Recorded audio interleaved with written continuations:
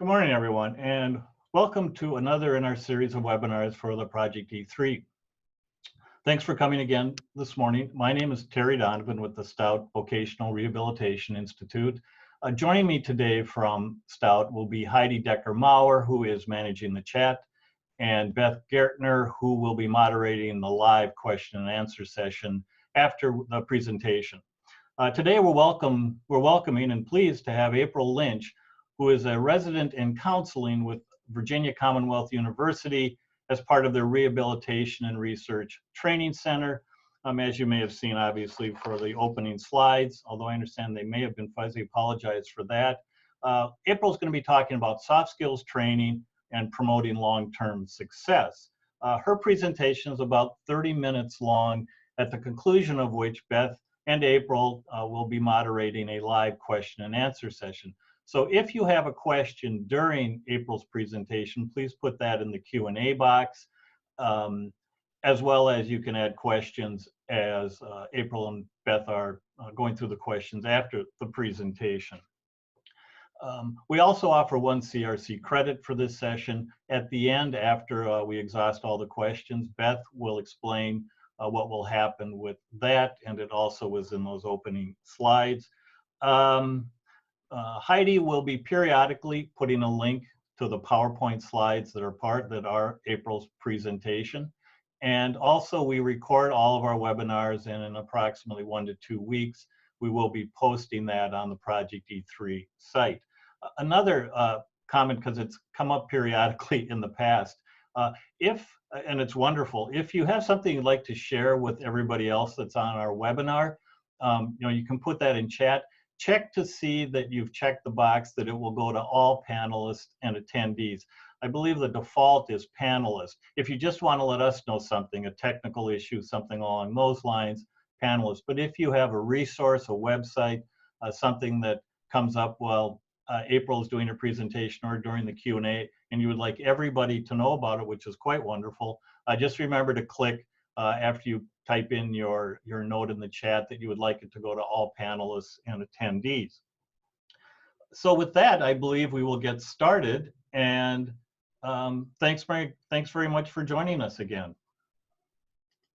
Let's see.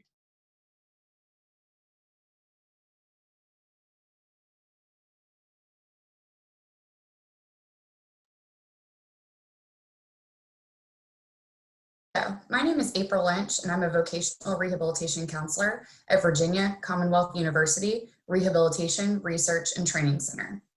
Today we will be discussing soft skills training, which contributes to promoting long-term success and employability.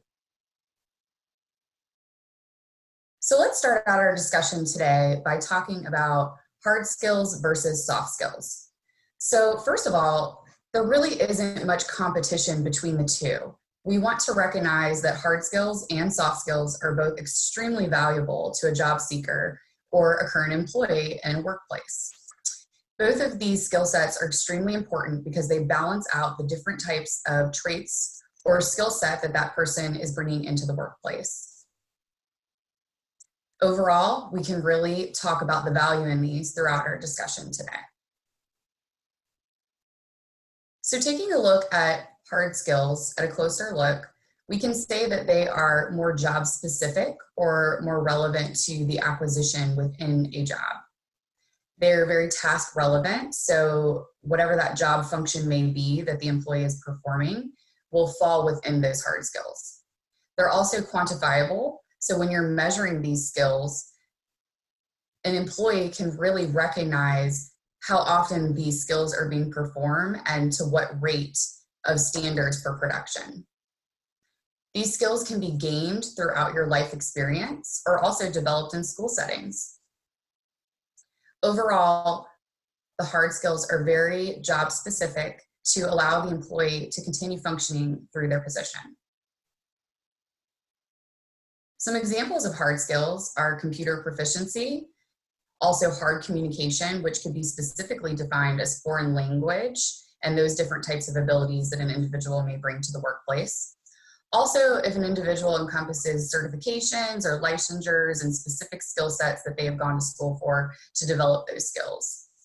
Additionally, if an individual is a supervisor or has management experience, this is a hard skill that is very vital in putting in their resume or when they are applying for positions.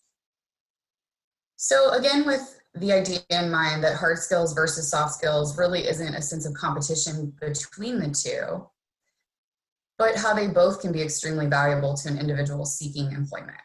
So let's take a closer look at how soft skills can be defined. Soft skills are really people skills. It can be the way an individual interacts in their workplace and different interactions with people in their community as well. And this exemplifies the different types of personality traits that this person encompasses. Listening skills could also be a type of soft skill that an individual is performing in the workplace or within their community. Also, understanding that soft skills can be measurable by self-report. So often hard skills can be seen as more measurable, but we'll talk a little bit more throughout this presentation about ways that you can measure soft skills and increase the effectiveness of them. And in addition to hard skills, soft skills can also be skills that are gained in life experience. So looking at some examples of what soft skills could look like.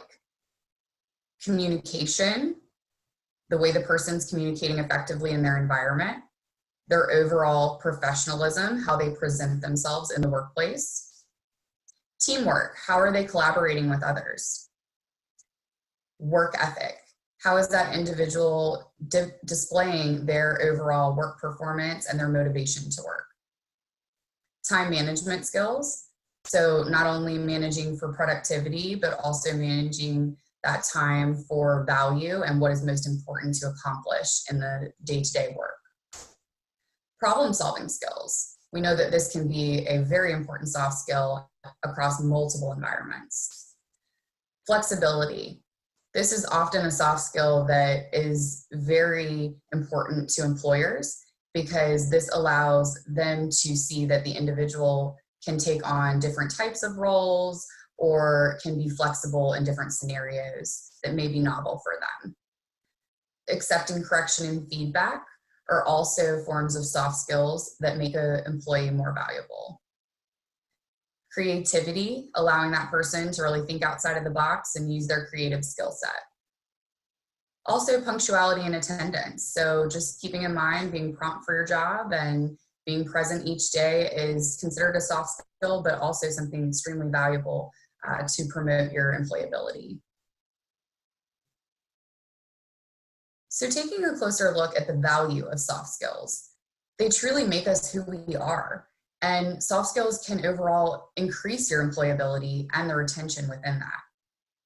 We know that soft skills can promote positive interpersonal interactions in the workplace. So whatever your soft skills may be, taking a look at how those fit into that particular environment. And we'll talk a little bit more about what this might look like between a vocational rehabilitation counselor and their client when they are seeking out employment. The value of adaptability to various environments we briefly touched on, but just imagine how that employee can adapt to different scenarios within the workplace. And if novel experiences come up, that soft skill can really come into place to allow the employee to feel comfortable in that environment and also see the employer recognizing that that employee can take on additional duties or expectations in the workplace because they are adaptable.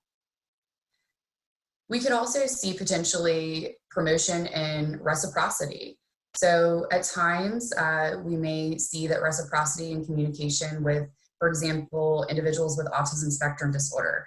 This may be a barrier in employment at times as far as communication. However, we can see that through specific techniques, shaping those soft skills, specifically reciprocity, can allow for those positive interactions in the workplace and increase that adaptability and flexibility. So summing up the value overall of soft skills, we know that this can not only contribute and increase the employability, but the overall retention of employment. So now we're going to take a closer look at how we can measure soft skills. So as we spoke about earlier, hard skills are very quantifiable. And the way that you can measure those, there are plenty of specific measures and techniques with that. But we would like to talk today specifically about how soft skills can be measured as well. So let's take a look at how connecting those soft skills in a job description could allow that employee to foster and increase their own positive performance with those skills. So let's just say that the employment specialist or VR counselor is taking a look at a job description, and majority of them are hard skills. However, you'll get to one section of the job description that talks about the individual's personality traits and how that may fall into their functioning in their job. And that could look like interpersonal interactions, communication skills, independence, time management. So all of those examples we talked about earlier, really be on the lookout in a job description of how you can best match that job to the employee that is seeking. Behavioral interviewing can often be seen as what we call working interview in the supported employment world. However, employers take an approach often with behavioral interviewing in the sense that they may not be doing a working interview and having the person actually do the job skills, but within the interview, they're discussing behaviors. So this would look like the employer rephrasing the questions to identify the soft skills through different scenarios that the individual is describing. So tell me about a time where you demonstrated teamwork and collaboration with a previous employer. So this is an example of the employer seeking out these soft skills, and this is an opportunity for the individual to really express what soft skills they obtained and how they were able to utilize those in that particular scenario. Ways that we can look at specifically measuring behaviors. So let's say that an let's say an individual is officially hired as an employee in the workplace, and the employer is working towards identifying behaviors and soft skills that they would like to increase. They can work with the employment specialist or VR counselor to promote the frequency of these soft skills. And this could simply be identifying what those soft skills are, how they could be particularly measured. So how often that individual is having a positive interaction with his coworkers, or how often a person is greeting his coworkers in the hallway as he passes them. And that is a type of soft skill that we can continue to shape and increase to also promote customer satisfaction and productivity and efficiency in the workplace. So really working to tie those hard and soft skills together in the workplace, but focusing on the frequency of how often those soft skills are occurring as well. Another method that employers may use could be employee rubrics. So identifying whether that employee is exceptional, whether they rate as acceptable, room for improvement, however your rubric or rating scale may look, it varies based on employers. However, this is a great way to really identify areas where an individual in that job can increase their soft skills in communication or interpersonal interactions or whatever the particular soft skill may be. So looking at designing those employee rubrics and then having a VR counselor work with you to potentially modify so the soft skills that that individual obtains can continue to be maintained but also increased. To get an idea of what type of soft skills are most beneficial in that workplace could really be measured through using employee engagement surveys. So utilizing that method to see what your employees are noticing and what soft skills really are occurring most frequently in that workplace to not only identify what the benefit is, but where there might be some areas that you guys can continue to increase. And then finally, as mentioned before, self-reporting and assessment methods are a great way of allowing an individual to really explore and notice what their current soft skills are. And although this may be seen as a more subjective type of reporting, this can also be a way to help the VR counselor or employment specialist shape that skill set within that individual based on their own self-reporting. For example, if they self-report that their self-esteem or confidence rates at a 2 instead of a 10, then what can we do to boost that up to a 10? What interactions are happening in the workplace that we could increase that communication and confidence? Or time management skills. If their time management is at a 8, but we want it to be at a 10, well, what supports could we be implementing to effectively measure those time management skills and continue to increase them? So overall, it is possible to measure soft skills. Sometimes it just takes a little thinking outside of the box and identifying exactly which soft skills you want to measure and how and what method is going to be most appropriate for that environment. So focusing on the job seeker and soft skills, we know that soft skills can make a job seeker extremely marketable, and allowing this individual to identify exactly what their soft skills are will help them feel more valuable in their job search and once obtaining employment.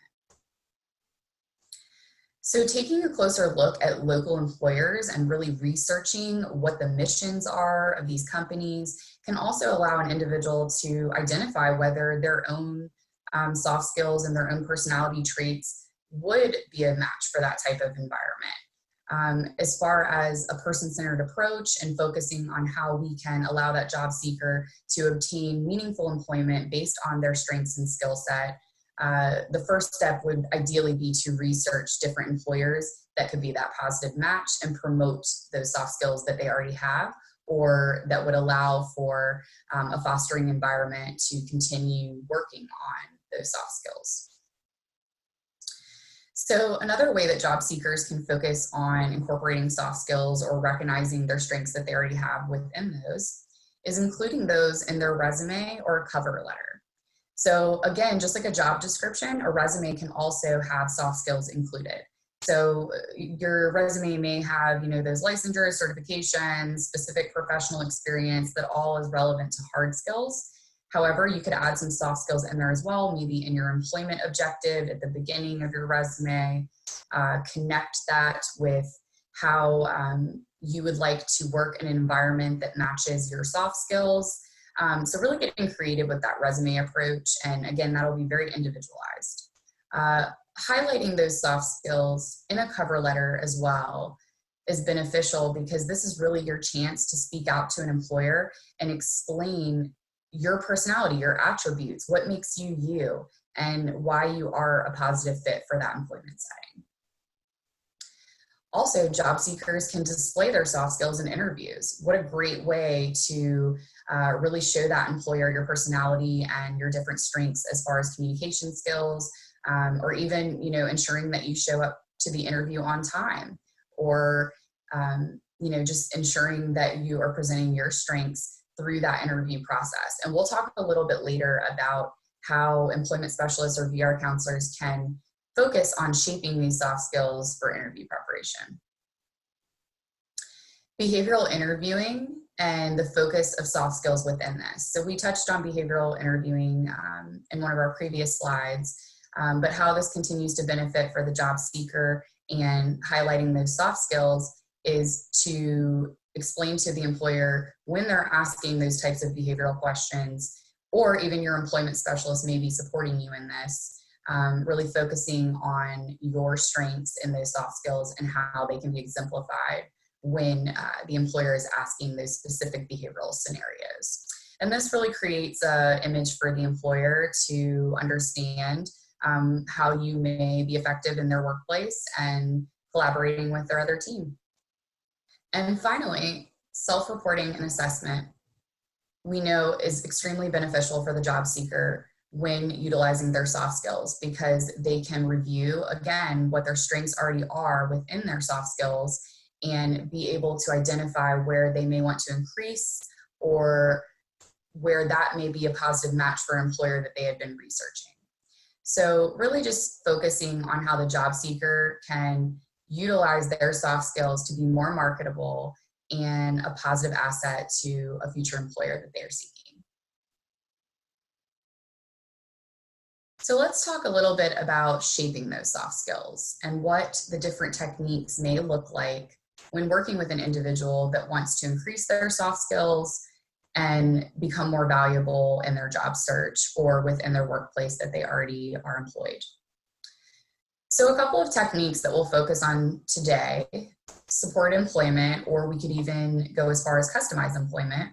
So the technique of utilizing an employment specialist or vocational rehabilitation counselor to go on to a job site with you, or to even be doing interview preparation by having that employment specialist as a trainer for you to do various techniques and try out exactly what is going to promote those soft skills for you within the workplace. So various ways that support employment can be utilized is through that resume building and that cover letter development. Also, we're going to talk about behavioral rehearsal and role playing, and how that is an excellent technique to allow an individual to really try out some of those soft skills. Positive reinforcement. We all need a little praise sometimes. So we know that if we want a behavior to increase, then if we pair that with positive reinforcement, we can continue to see that result. Also, we're going to touch on self-monitoring and self-regulation, as well as potentially utilizing a behavior contract if this would help with an individual with more intensive support needs. So focusing on support employment, this is really where the vocational counselor or the employment specialist is coming in to work with the individual who is either seeking employment or may already be employed and just needs a little bit of support. That employment specialist is really a built-in liaison for the employer and the individual that is either seeking employment or is currently employed. Also, they are providing that on-site training within the workplace, or they're providing the training before seeking employment. So in that interview preparation and that job development. And also just really being that moral support. So again, kind of thinking back to that positive reinforcement, allowing that employment specialist to focus on supporting that individual and what soft skills they already have been able to maintain and areas where they might be able to increase. So just being that encouragement and that reflective listening ear when the individual needs it, so you guys can work through what soft skills they already have. Using different types of support employment categories like situational assessment or the discovery career exploration process allows the individual to go into an employment setting and not only have a trial work experience, but the employment specialist is able to focus on the different soft skills that that individual may be demonstrating in the workplace. This not only gives the client a nice idea of how they interacted in that environment and what soft skills they may already have, but additionally, this allows the employer and the employment specialist to assess what soft skills are there and where there may need to be some improvement. And again, job development is when the individual is seeking employment. So during this phase is really where the employment specialist is focusing on that skill set, like resume building and cover letter development, to include those soft skills that are important.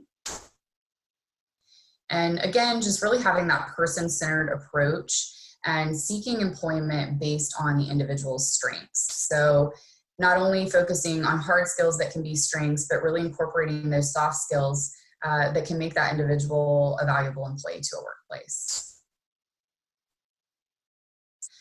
So, looking at behavioral rehearsal as a specific technique that a supported employment and specialist may be utilizing to promote ideal behavior in the workplace for one of their clients. Our goal with this is really to allow the client to try out new behaviors and not feel judgment while they're trying this out. This may be a brand new skill set for them, and this may be kind of make them a little nervous too to perform the specific skill. So behavioral rehearsal not only increases the opportunity to increase those behaviors and soft skills, but it allows that person to feel comfortable and confident while preparing for a realistic setting. So we could look at using behavioral rehearsal in multiple ways. So whether that is envisioning. So the employment specialist may ask the individual to envision what they would see themselves doing in that particular scenario when meeting an employer. So envision yourself really communicating effectively, having a bright smile on your face, open eye contact, and engagement. So envision yourself in that experience, and what does that look like and feel like for you?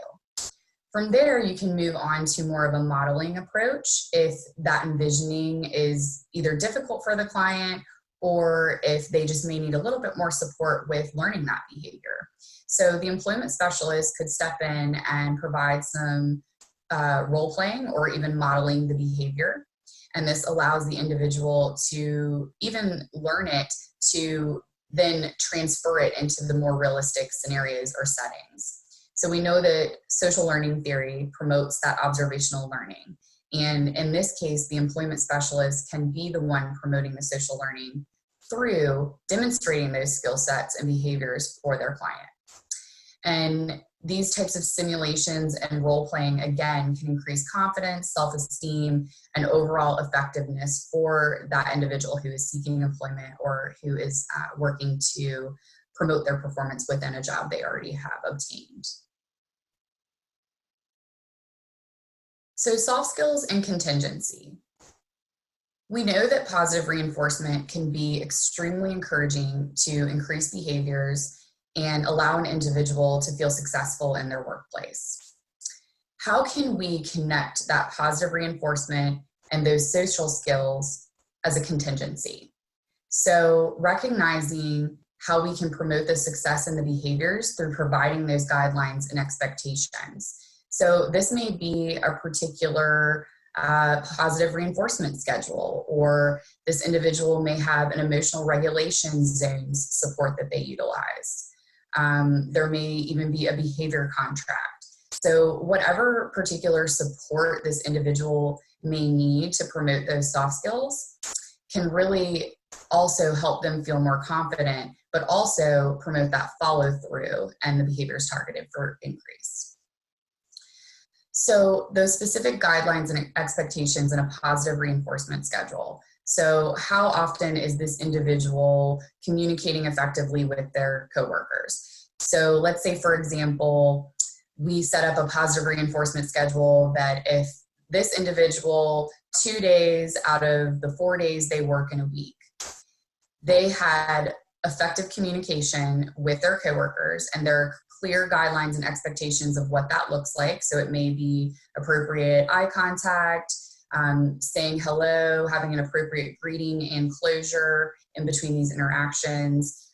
So really defining what those measurable behaviors are, like we talked about earlier with how employers or employment specialists can really identify what the frequency is of these behaviors and soft skills occurring. So identifying those guidelines and expectations and pairing it with a positive reinforcement schedule can promote that contingency and expectation.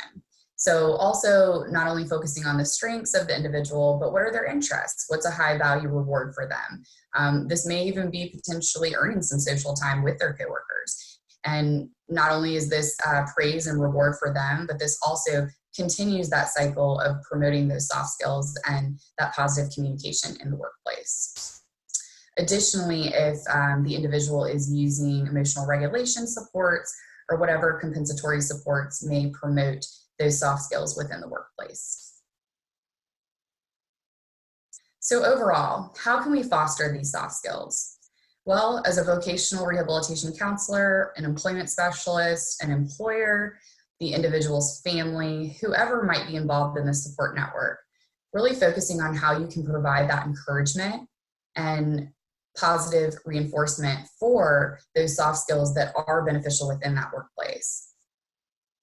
Also identifying any support that might be necessary. So as we touched on earlier, there may be more intensive support needs for certain individuals, and that may be where that behavior contract comes in, or the different contingencies paired with positive reinforcement. However, it would be up to the employment specialist, again, as that liaison and trainer, to understand their client and to understand what support they may need to work through these different soft skills that they already have obtained and are trying to increase, or the soft skills that they are trying to work on developing.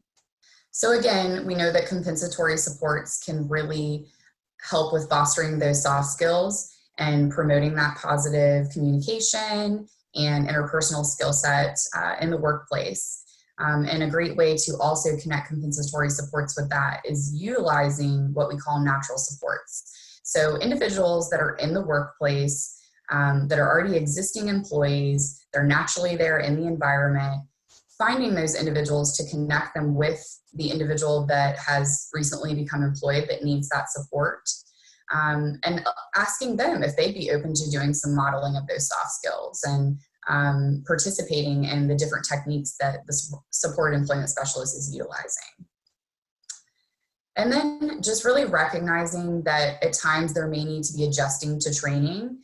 Again, if this individual does not have or possess those soft skills upon entering the workplace, knowing the type of support that your client may need to make those adjustments. And if novelty does occur after they've learned these skills, how can you all work together to not only maintain the skills they've gained, but then working in those novel situations to identify the best approach at that time to continue increasing those soft skills and the overall effectiveness for that individual within the workplace. So that concludes our presentation today on soft skills training and how we can promote long-term success for employability of individuals with disabilities. Thank you for your time and have a wonderful day.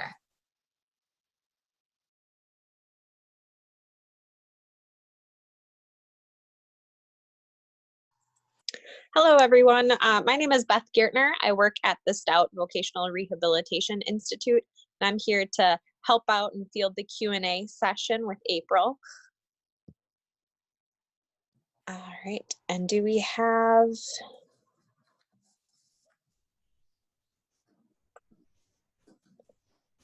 Sorry, just one moment here while we get things figured out. I don't believe we have audio or video for you yet.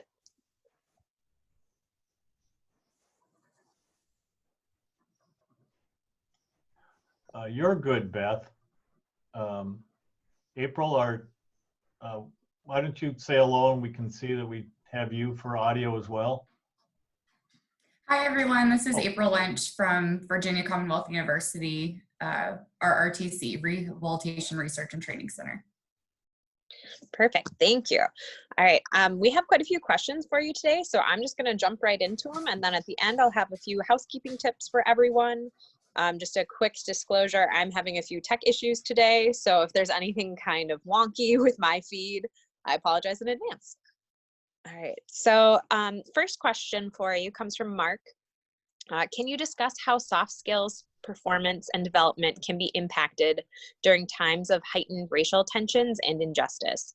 Are there strategies to assist individuals in managing emotional disturbance related to heightened experience or perception of inequality, unsafety, or discrimination for mental health and effective job performance without devaluing community or individual realities? Sure, yeah. I think the best thing right now is to be aware of what's going on in our community right now and being prepared to have those transparent conversations with our clients and our consumers.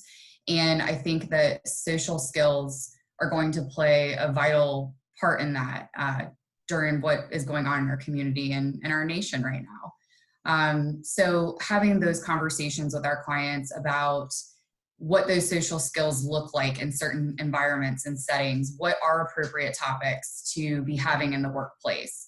And also, just taking those environments into account as well and understanding who they can have safe conversations with in the workplace and knowing that as counselors, we will be there to be empathetic and again, hold that safe place of transparency to talk about any potential trauma that may be going on with that client or just reactions, emotional reactions, because I think we're all feeling lots of emotions right now, and we want to be honest about that. And if we don't have these conversations, then some maladaptive reactions could occur. And we want to allow our clients to, again, be able to express themselves, but knowing when is the appropriate time to do that, and explore what their social reactions may be to specific topics. So I think that's a very valuable conversation to have with each of your clients if they are comfortable with that, and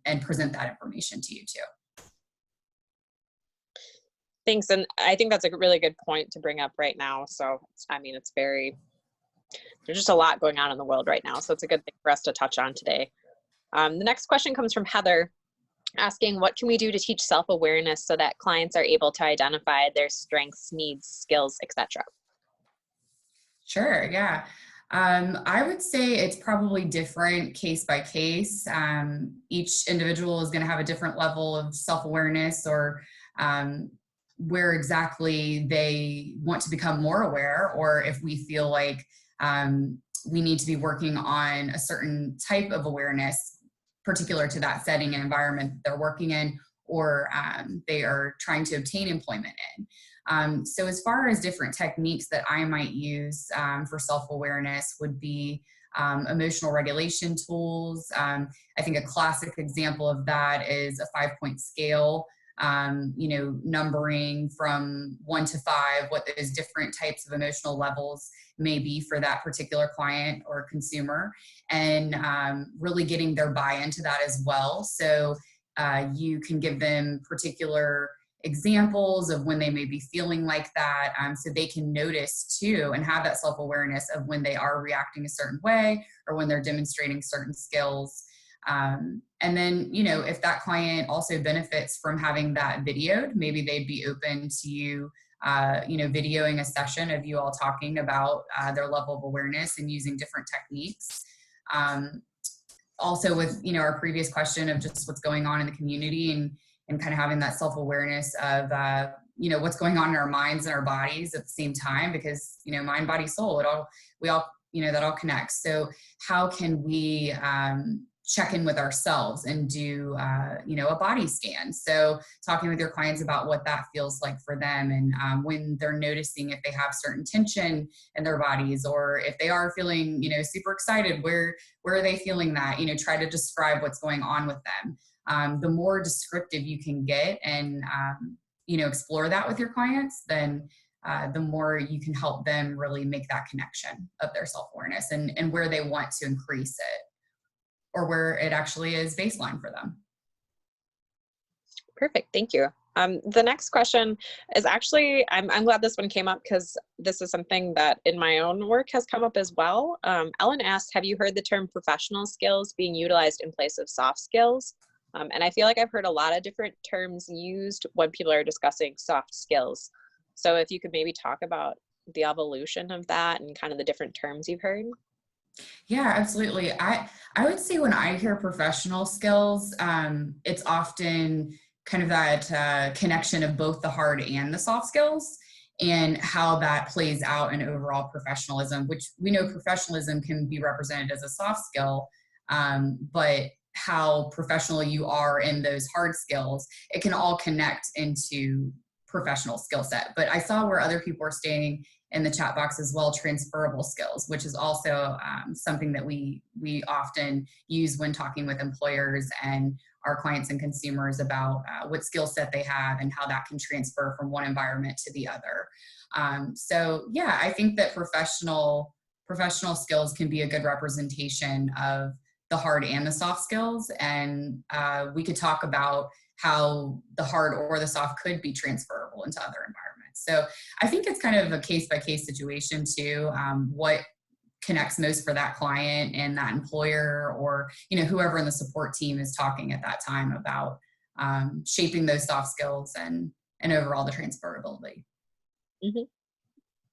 The next two questions are actually related to one another. We have two folks in the Q&A asking about rating scales for soft skills, or kind of a self-report or assessment questionnaire. They're asking if there's a scale that you would recommend or you would be able to share. Yeah, I would say, honestly, I am pretty creative when it comes to these types of assessments or scaling questions, anything to that manner. I like to create it case by case based on that individual. And often I'll just, kind of go on a Google Scholar search and look what's out there, and then also compare how I think it'll fit best with that client in that case. So I don't have a specific assessment or questionnaire to share today, but I would say talking with your client, recognizing where where they are currently, where they want to go, and how you can tailor and customize an assessment or questions around that particular individual. So I hope that makes sense. Yeah, and I mean, each person that you work with is different, so it makes sense that there isn't going to necessarily be a one-size-fits-all scale. The next one comes from Peggy asking, what should be done when a client is so reserved that they won't communicate? Oh, yes. Sometimes we get the quiet ones. And also sometimes when they're quiet, we may not know everything to their story, right? There may be some things that have happened before that have shaped that quietness and that reserved nature. And also it can be a positive to be a reserved individual. So, talking with that person about their strengths. This brings up a particular case for me. I remember working with an individual years ago, and she would not vocally communicate. She could vocally communicate, but very reserved, quiet, very nervous individual. And we would communicate through a notebook. So her and I had a communication notebook, and she was in the middle of an internship experience. So she hadn't obtained employment yet, but was working towards that. And we were working on noticing her soft skills and her hard skills and all of those great strengths. And we used like I said, a notebook to communicate. I would say for a few months, we were doing just writing in a notebook. And even if we were in person, we were communicating with that notebook. And it was a sense of building rapport and establishing that connection. And over that time period, I would say that work in itself became a safe place for her. And gradually she started to use her voice. And it was a beautiful one. And I was so proud of her for finally opening up. So I would say in those situations, maybe thinking outside of the box with ways that you could communicate with your client. I even had a client with mental health concerns, and he couldn't fully express what he was trying to get across vocally. So I said, draw it for me. And I gave him a piece of paper and a pen, and seeing this beautiful illustration of what was occurring in his mind gave quite the representation of things that we could work with at that point. So again, just thinking outside of the box of ways that you could communicate with your client if maybe that vocal conversation isn't the most comfortable situation for them to begin with. Yeah, I think that's a great point. And I love that you brought up, potentially drawing something. If, you're working with a client who maybe has lower skills when it comes to writing, that might be a good option for people to drawing instead, as opposed to writing. Exactly. All right. Next question comes from Star asking, how are you measuring soft skills in a virtual environment or behavioral rehearsal? Ooh, good question. Well, we are in quite the virtual world right now, right? So we have to be flexible and adjust. And even if these techniques are working out in employment settings, how do we then transfer those into a remote approach? So I would say again that's really just adjusting to the client case by case, how that may look for them, how that might be helpful.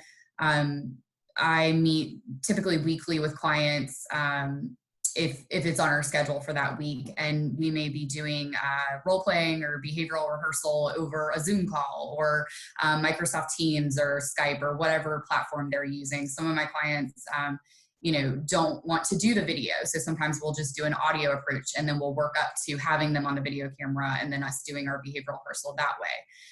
As far as measuring, I like to keep a task analysis. And a lot of the time individuals would think that task analysis should just be for hard skills, but you could write those for soft skills as well. And that may look like, today I was having this interaction with my client, and He was performing his communication at, let's say me and him came up with a rating scale of 1 to 10 of his communication skills on his communication device, with doing a greeting and a closing phone conversation. And we may be trialing that out over using Zoom or one of our platforms. And how would he rate his communication skills baseline when we first started doing the role playing and the behavioral rehearsal, and how would he rate it to where he is that day?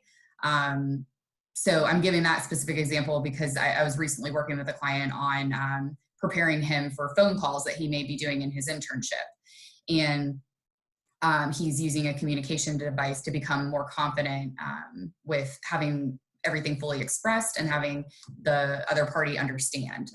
So we've been doing a lot of that virtually. And again, just, tracking that, what that behavior is, and talking with the client to get their self-report as well on how they feel with their performance. Thanks. And actually, the next question I can answer, Teresa's asking about CRC credit. She doesn't need it, but is wondering about, more about certificate of completion. So I think this is a good time. I'm just going to really quickly jump in and kind of run down what that process looks like for CRC or for verification of attendance. So for CRC, you visit Project E3's archive webcast series page, click on the title of the webcast that you've watched, and then under webcast and additional resources, click on evaluation survey. And then once you complete that survey, you'll get 1 CRC credit. And you'll receive that credit within a couple of minutes. We have a new automated system. So please make sure to check your spam or junk mailboxes, because sometimes they can end up there by accident. We do not provide certificates of completion, but the CRC does serve as a verification of attendance in case you need that. I know a lot of people do now that we're working in this virtual setting, a lot of us, so a lot of supervisors are asking for things like that. If you have any questions at all about CRCs, verification of attendance, anything like that, feel free to email us at projecte3tc@gmail.com. You'll also receive an email tomorrow with these instructions. So if I said that all too fast or you worried you missed something, you'll definitely get an email tomorrow as well. So I just want to throw that out there really quick since that question came up in the Q&A anyway. And we'll jump on to the next one. All right, this next one comes from Patrick. Considering role play and interviewing coaching, what do we do with public presentations and advertisements like the Schick razor blade commercial, where a young man is interviewing for a corporate position? Pictures of upper level management is of individuals with a suit and bald/buzzed haircut. The applicant rushes into the restroom with a Schick razor and gives himself a shave to match the look that is seemingly accepted by upper management at the employer location. How might this example affect applicants' view on the process and possibly behaviors to follow, such as soft skills exercised? Okay, I just want to pull that up in the chat box so I can see the question too, just to make sure. Yes. What's the individual's name? Patrick, it should be the second question down.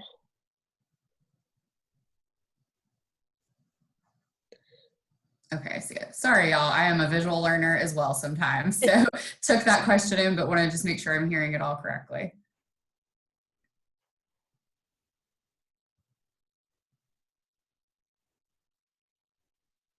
Yeah, that is definitely interesting. So basically going off of a commercial, what's kind of presenting us of like what you should look like and how you should come across in an interview or a specific employer location.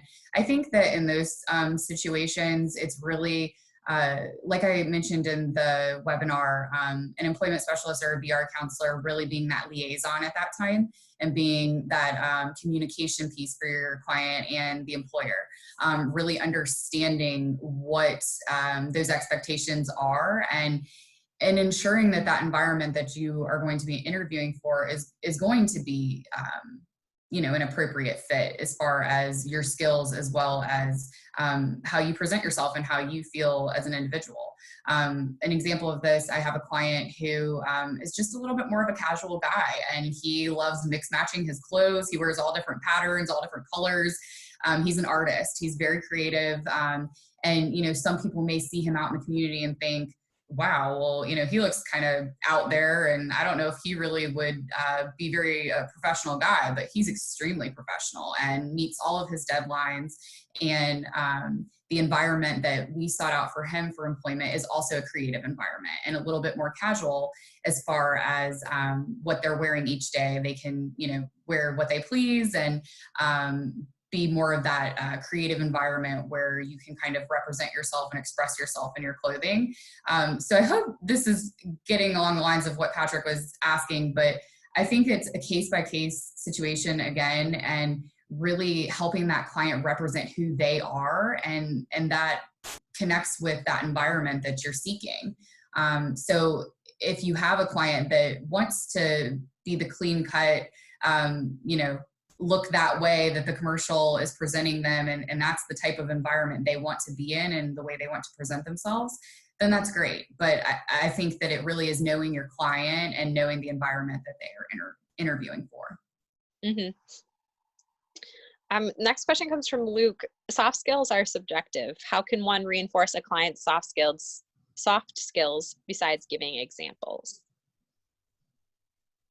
Well, I think examples are the great way to do it, right? And really helping that consumer or client understand those specific examples of when they are using those soft skills. So they may not recognize that, when they're using their alarm system or certain apps on their phone, that's them time managing each day.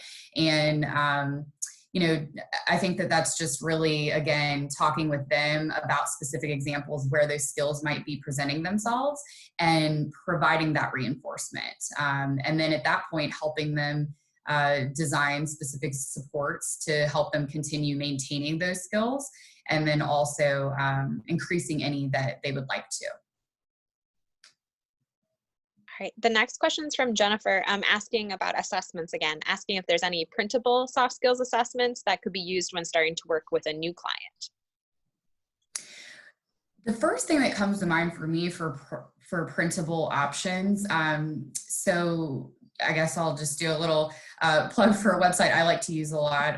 It's called therapistaid.com. And they have a lot of great visuals and worksheets on there. And often I will go to the strengths section and use those different worksheets to explore not only values of that client, but then those soft skills that they may already have. So doing a strengths exploration activity. And again, you could design this on your own, just typing up the different words and having the client take that paper and circling everything that applies to them, and then maybe writing out their top 3 skills that they know they use each week. So yeah, therapistaid.com, great website that I use for different worksheets that I'll often kind of get ideas from, and then maybe design my own or print those free options that are on there. Perfect, thank you. And we did have someone else asked about an assessment as well. So thank you for providing those websites and resources for people. Mm-hmm, of course. The next question comes from Carolyn, asking, could you give me other examples of natural supports besides an existing employee in the workplace? Sure, yeah. Yes, I think at the webinar, I focused more on natural supports as the individuals that are on the site. Our goal with having natural supports on a work site is with the goal of having an employment specialist bathe their physical presence and having an individual to kind of be that point of contact, that safe person to go to. But, an employment specialist can be a natural support as well, just based on how often they are on that site with the individual. And then once they feed it, but then securing those natural supports on the site. I would say outside of the work site, it may, be a family member, a close friend. Again, just a safe place, a safe person to be able to connect with and talk about their day and any scenarios that might be occurring at work.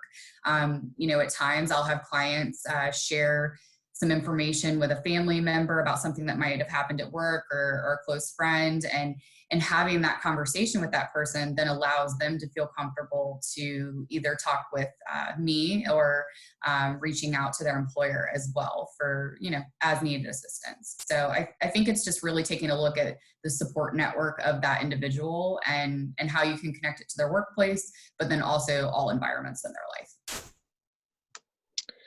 Right. And we have another question from Patrick. What type of industry is increasing in soft skill demands? Information technology, perhaps? Well, I think that probably is a state-by-state basis. For me, the way that I look for specific soft skills that might be encompassed in a company, I often will seek missions of businesses or companies to just kind of read through what their company mission is, often that'll tell you what kind of individuals they really want on their team. And they'll even in the mission often state different words that might represent a soft skill that your client may have. Or even, like I mentioned in the webinar, going through different job descriptions and, finding those job descriptions that highlight any of those soft skills, again, your client may have, or that you might be working on together. But I think that's probably a state-by-state basis, what, would be seeking high demand soft skills. But I would say all employers really seek that these days, because we know that social skills are extremely vital in the workplace, and especially with what's going on in our community and our nation right now. I would say soft skills are probably high demand in all workplaces, because we have to be flexible, we have to be adaptable, especially with, this virtual world right now. Mm-hmm.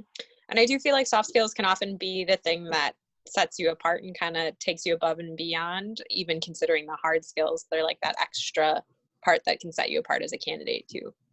Absolutely. Dana asked, how can schools and VR work together to build soft skills? Oh, I love that. I would say that with pre-ETS, pre-employment transition services, this is a category that local vocational rehabilitation vendors can, or not vendors, but the state agencies can be using this service code and accessing local employment organizations to provide those transition services. So what we did at RTC is we connected with our local DARS, Department of Aging Rehabilitative Services, and we provide pre-ETS services to high school students ages 14 to 18. And last summer, we actually got to connect with a local hotel, and they provided a month-long internship experience for the high school students. And in that experience, they were learning soft skills through the individuals they were around. They each had a job coach paired with them. So I would say school systems making connections with your local state agency that provides those VR services, and see how you all could get that started in your school if you aren't already doing it. Because early intervention with work skills, especially soft skills, like Beth was saying, can really take that person to the next level of becoming employable. And actually this flows really well into our next question, asking about when working with pre-ETS students, what are some tips to obtaining soft skills? I think it's getting to know the individual, especially because, working with high school students may be different than working with some of your other clients that are older. So really recognizing where they're at, maybe doing some strength exploration with them as well. That might even be connecting with the teachers before they're coming out into the internship or job site experience. I know for our particular program, we had a classroom setting where we had job coaches and VR counselors and just a different collaborative team coming into the classroom setting and providing different instruction about soft skills and hard skills, and overall just those transferable skills from the school setting into different workplace environments. So, getting creative with that and seeing how you can bring in some of those employment organization representatives or VR representatives to connect with your teachers and start that early intervention for transition age students. Thanks. And April, just wanted to check in really quick since we're getting close to 12 o'clock here.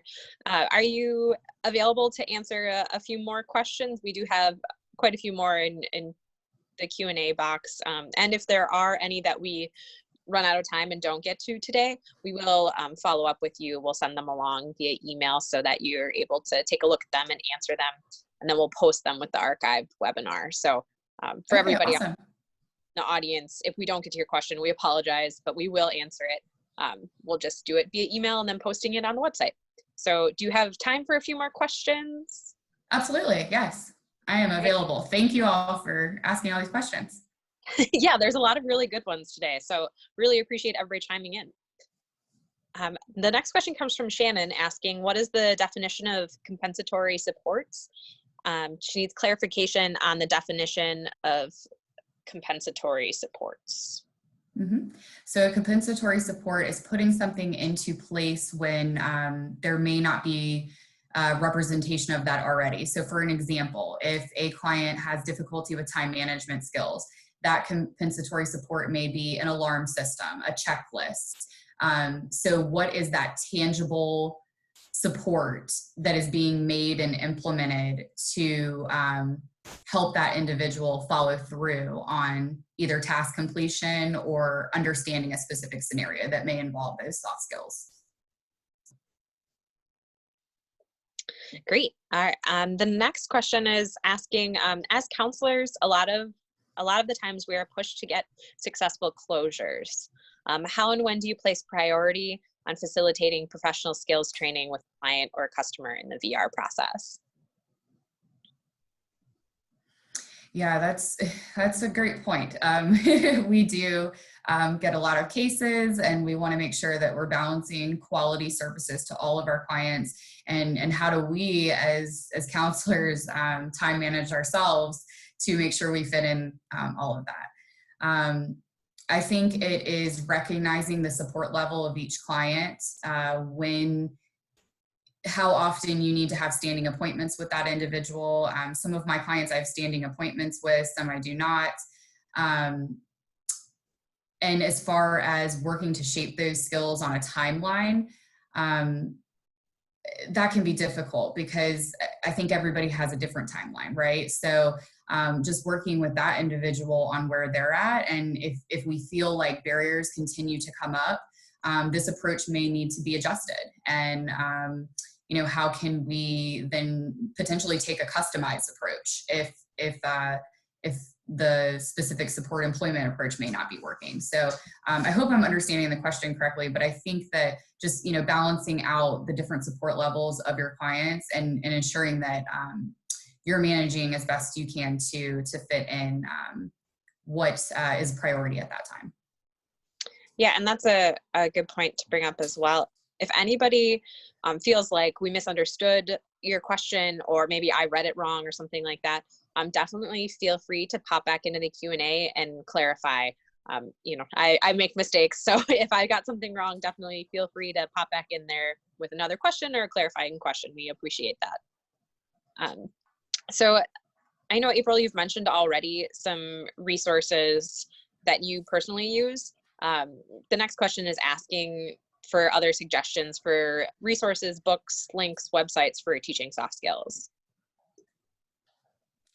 I would say also at the end of the Q&A, I can plug in VCU-ROTC's main website, and with our Business Connections resource page. We've been doing a lot of awesome development lately too on just different webcasts that are specific to some of these topics that could be shaping soft skills and preparing clients for either virtual work world experience or preparing for, once we start to adjust back into job development services. So no specifics that I could say off the top of my head right now, but I'm happy to make some connections with our website. And as those resources come up, you guys are often able to access. Yeah, that would be great. If you would just want to plug that in at when we wrap up the Q&A here. And if there's anything else you think of that you'd like to share, we can also post that with the archive webinar as well. So if anything comes up, just let us know. Sure. Our next question comes from Kathleen asking, working with autism spectrum disorder clients can be difficult with regards to employment. Is it easier to do when you're able to tap into their deep interests? What do you do when they do not identify any strengths or interests? How do we find that area of interest or pull it out of the client? Great question.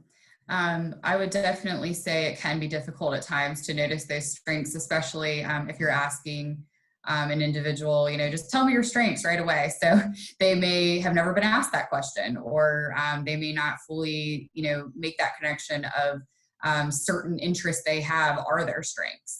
Kind of like the individual I was talking about earlier, if everybody was connected at that time, but the creative artist, he's extremely interested in painting and photography and all of those types of skills. And he's very reserved, very quiet. It was difficult to get to knowing exactly what his strengths were right away, but ways that I was able to uncover them was by doing meetings in his home. So he was actually a very reserved individual too, and not wanting to really be out in public a lot of the time for meetings, or he would say, coming into a stuffy conference room was uncomfortable for him. So going into the home setting, and well, when I entered the home setting, I would see lots of paintings and all of his artworks and things that he had to present. And then also, as described in the webinar, a working interview. So maybe with employers that feel like a fostering environment that is a safe environment that you could take this individual to try out some skills and demonstrate their strengths that way. But it may be too just starting with those earlier stages of doing some strength exploration through having a sheet of paper with the different types of, just writing out different strengths. And maybe once you do a little bit of information gathering about what their interests and their leisure activities are, that might also help just build some rapport. And then that individual might then give you a little bit more information. I don't know if all VR agencies have access to community support services, but that's a category that we use sometimes at RRTC, where if we want to learn a little bit more about this client in the community and how they interact with people, we will use that service code.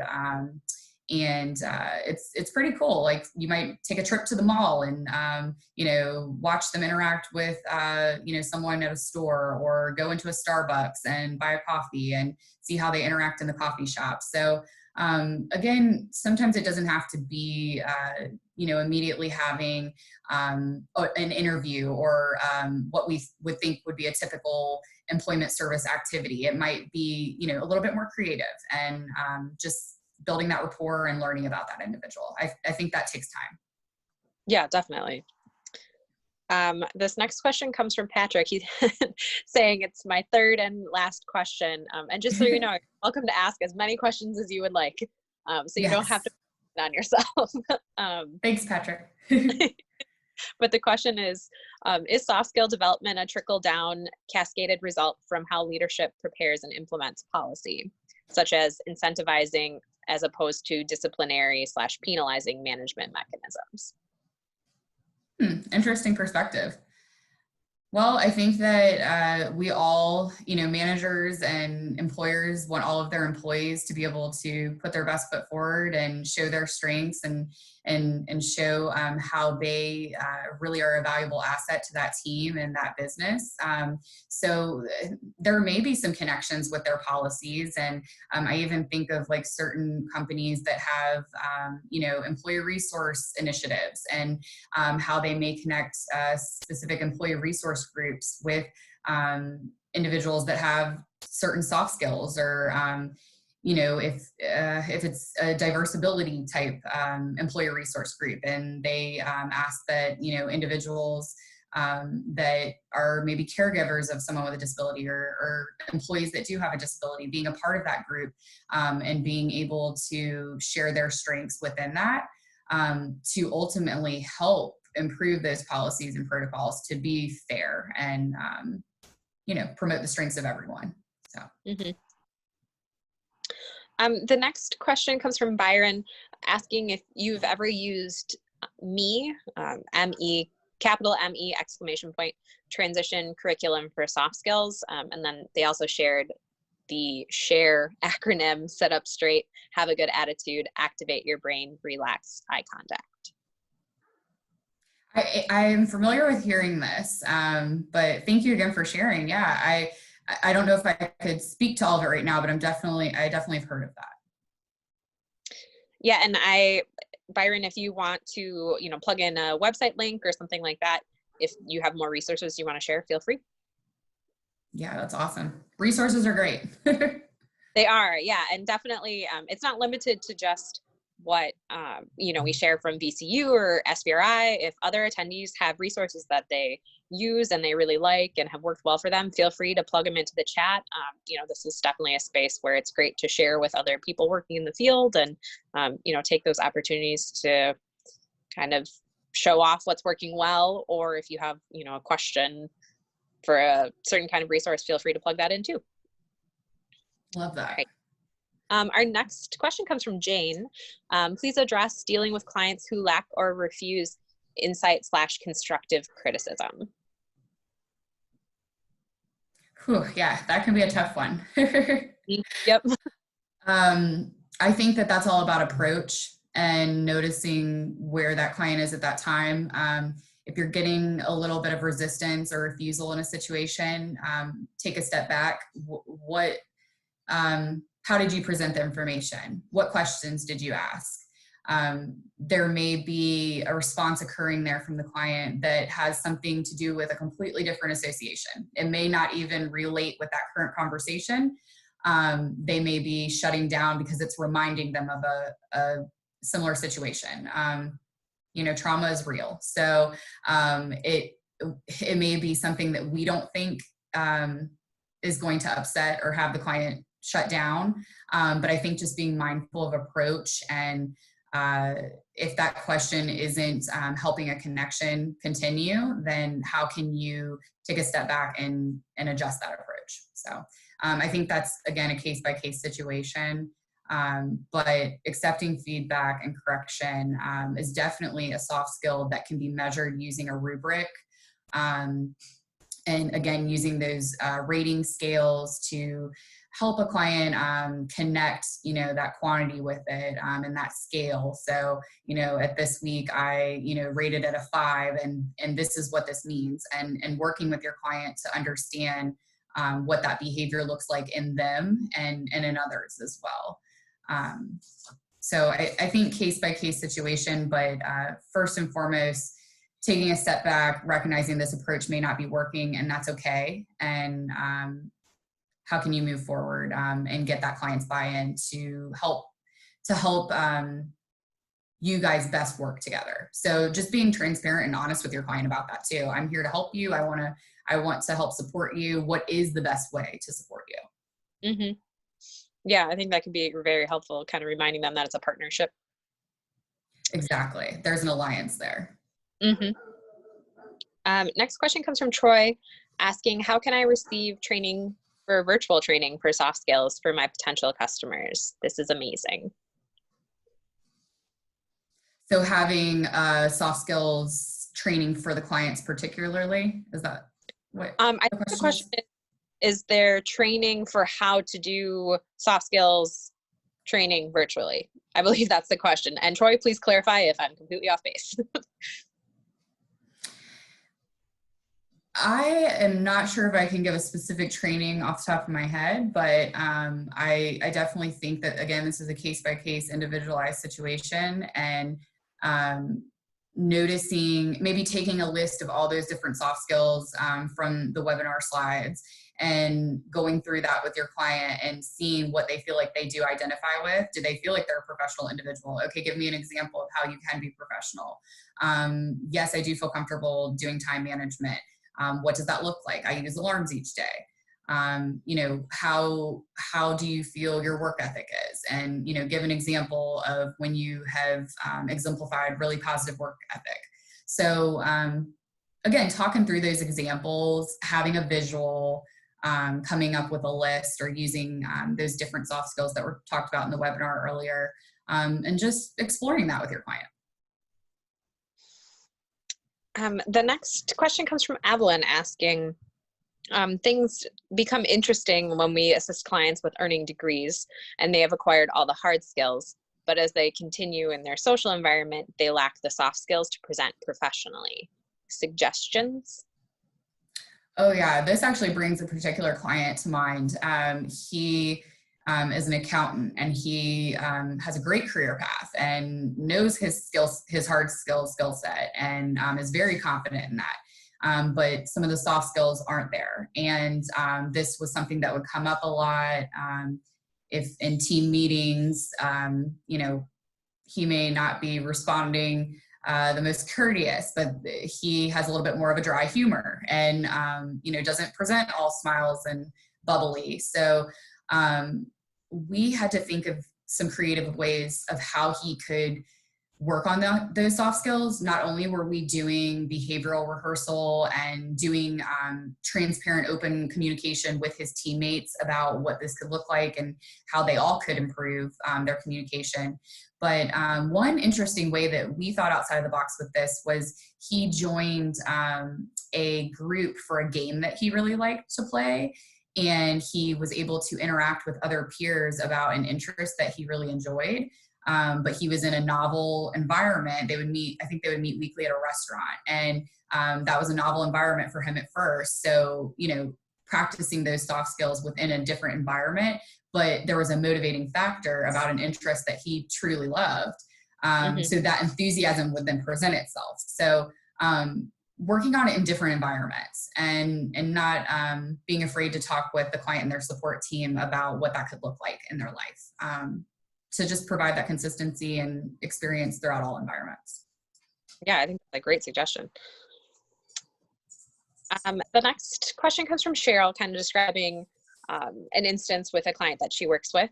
I have a client that interviews very well. However, once she is hired, she becomes very combative, displays anger issues, etc. We have always had a job coach with her, but the job coach cannot head off these behavioral meltdowns. She is currently on her second placement and has had behavioral issues in the first week. How can I approach the new employer with these problems after the client has knocked the interview out of the park and her working behaviors come to light when she has been hired? And I know this is a specific situation, but I do feel like this comes up a lot. I mean, the interview is such a small snippet of time in the grand scheme of a working relationship. So sometimes people are a lot different once they're hired and comfortable in their environment. So could you speak a little bit to those kind of disparities and how to work through that? Absolutely. Yeah, I think that there's lots of situations where individuals could knock an interview out of the park, but then there might be some specific details that we want to include the employer and those coworkers in on.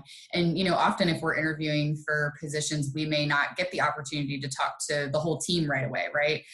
So how can we then be proactive once we gain that placement? So I would say disability awareness training is extremely important in this case. So talking with the employer about how you would like to do a training for the staff, and the training could include disability etiquette, myths and benefits of hiring individuals with disabilities. And then you could even have some slides. So let's say you're doing a PowerPoint presentation, and you could also have some slides that are specific to your client and explaining about their strengths, their barriers, and how you can work through those barriers. So then it would only then promote the strengths. So I'm thinking of a particular example of an individual when she worked in a hotel, and we did disability awareness training for the staff. And often with it being a hotel, there would be different individuals in different departments. So we wanted to train everyone. So we would, you know, have everybody come together for like a luncheon, and I would do a presentation on the individual and, you know, where we were at. And so that was the initial training, but because, you know, the coach is with the client for the life of employment, continuing to provide that training as needed, And with this particular client, we used an emotional regulation zones support. And this individual identified with colors to represent her emotions. And kind of like the 5-point scale of what we were saying earlier.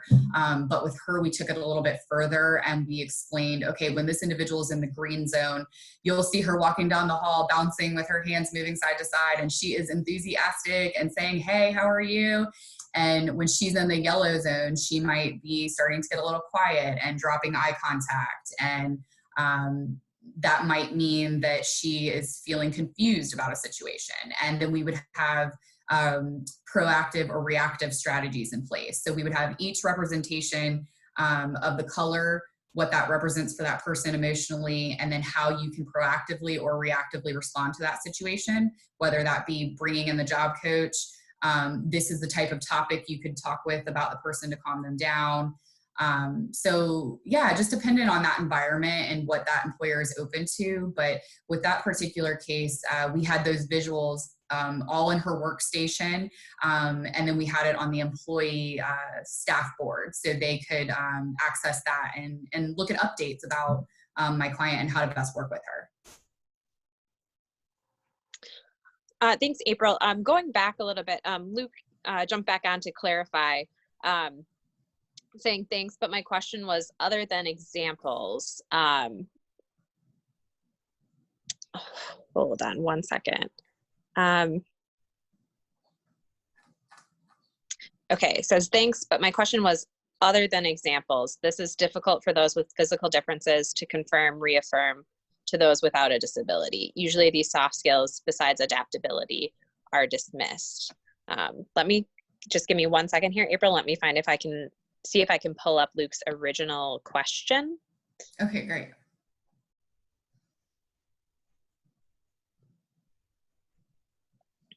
Thank you everyone for bearing with me. Luke, I remember your question, but not well enough to repeat it. And also thank you for jumping back on to clarify.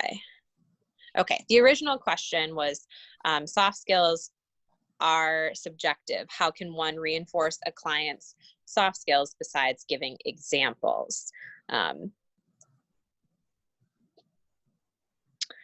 So he's saying that it's difficult for those with physical differences to confirm / reaffirm to those without a disability. Usually these soft skills besides adaptability are dismissed. So how exactly to really get that point across and to share those strengths and soft skills? Mm-hmm. Yep, without just using examples. Mm-hmm.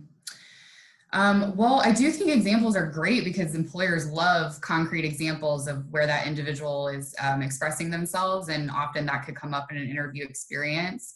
But I think this might go back to the self-reporting. Like you said, it is subjective. So getting that information from the client and having them explore that either in a strengths exploration activity or you designing your own scale and just seeing how they respond to it.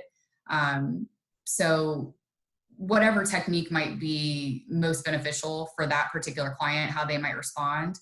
But yeah, if you don't want to lead with just specific examples, maybe it's just starting with defining what these soft skills are and then having that subjective approach of doing a self-report questionnaire with the client. And Luke, thank you for jumping back in and steering us back on the right path. Thank you. The next question comes from Patricia asking, does that website also have rubrics? I'm assuming they're referring to, of course, I don't remember the website. Therapist Aid. Yep, Therapist Aid, that was it. I'm assuming that's the one that they're referring to. If not, please correct me. But does that website also have rubrics?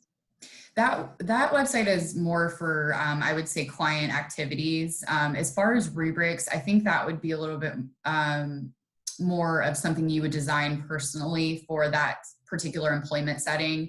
When we were designing rubrics for specific projects, it was taking into account what type of skills we were hoping for those interns to increase during that time and then be able to transfer into future employment settings. So those particular rubrics I referred to earlier were used more in an internship experience, but just thinking too of like my own employee evaluation, and when my boss sits down with me and goes through a rubric of, this is what exceptional rates, this is what acceptable rates. So maybe looking out there to what resources already exist and giving those as particular examples to your client to prepare them for, rubrics they may potentially experience in future jobs. Yeah, thank you for clarifying that. I think we'll do one more question, just because we have a few quick housekeeping things to attend to before we end the session today. So again, for those of you who we did not get to your question, first of all, I want to thank you for chiming in and putting your question into the Q&A box. There have been some truly wonderful questions today, and it's been great to hear from so many of you. We really appreciate it. And then also, if we didn't get to you, we will be sending this whole list of questions on to April so she can take a look at them and get back to you with responses, and then those will be posted with the archived webinar. So for our last question that we're going to take today, we're going to go with, how do you teach soft skills to those with visual and hearing impairments, or for those who are deaf or blind? Great question. I would say, in my experience with that, it has been working with those individuals on establishing their strengths. So what do they feel like they bring to the table? And then exploring those strengths within different environments that may be a good fit for them. Particularly, I'm thinking of an individual who was interning for a property management company, and she was just a very enthusiastic individual, loved to communicate communicate with others, loved to become educated. And I think that just that lifelong learning and that strength that she presented, we were able to work with that within the property management company on connecting with the customers and helping them increase their productivity by the people that were closing their home. She could reach out to them and give them communication. So I think just really recognizing what those strengths are and focusing on those. Perfect. Thank you. And thank you for answering all the questions. I think this has been really helpful and really great for everyone. Do you have anything that you would like to plug before? I am going to, in the chat box, put the link to Business Connections, COVID-19 resources. We have been putting up a lot of great videos. All of our team of coaches have been adjusting to this virtual world as well and helping their clients adjust to it. So I hope that some of our resources could be helpful to all of you in serving your clients during this this challenging time, but we can get through it. We can stay connected, and please check out the link that I'm putting into the box now, or hang on, actually, let me send it to the whole team. I have it. So yeah, check out our resources at Business Connections, also our main site at bcurtc.org. I'll put that in as well. April, this is Terry. When you do chat, remember to check that you want it to go to all attendees and panelists, not just. Yeah, I saw I did an individual in there at first. That's okay. I've only been forcing you to talk for about 45 minutes. So. No worries. I'm happy to be here. And if people are looking for more resources about, working through COVID-19, Project E3 also has some best practices tips on our website as well. Our website is projecte3.com. And then I just want to give everyone a quick update on our upcoming schedule. We will be off next week for the Independence Day holiday, so there will not be a webinar next week. I know a lot of people are probably taking some time off or finishing things up before the holiday. And then after that, on the 9th, we will resume webinars on our typical Thursday 11:30 or 11 a.m. Central Time broadcast. We will be doing rebroadcasts at that time, working Sandy, I believe, is the first one. And she kind of talked about working remotely and also doing remote supervision. And then we will also be rebroadcasting some of our trauma-informed care webcasts. So if any of you didn't have a chance to catch those when they originally aired, feel free to check them out. You can register for those or visit any of our old webinars that we previously aired on our website. Just go to projecte3.com and then go to the webcast tab, and there's a archived page within that. So again, I want to thank you, April, for joining us. This was wonderful. And thank you to the whole group that chimed in with questions and was here to listen and share resources. We really appreciate it. And I hope everybody stays healthy and stays safe. Yes, thank you so much for having me. Best wishes to everybody. Thanks, everyone. Bye-bye. And we'll leave the site open for another few minutes. So those of you that maybe want to scroll back through chat to catch things you may not have been able to catch. So like I said, we'll keep the Zoom meeting open for a few minutes.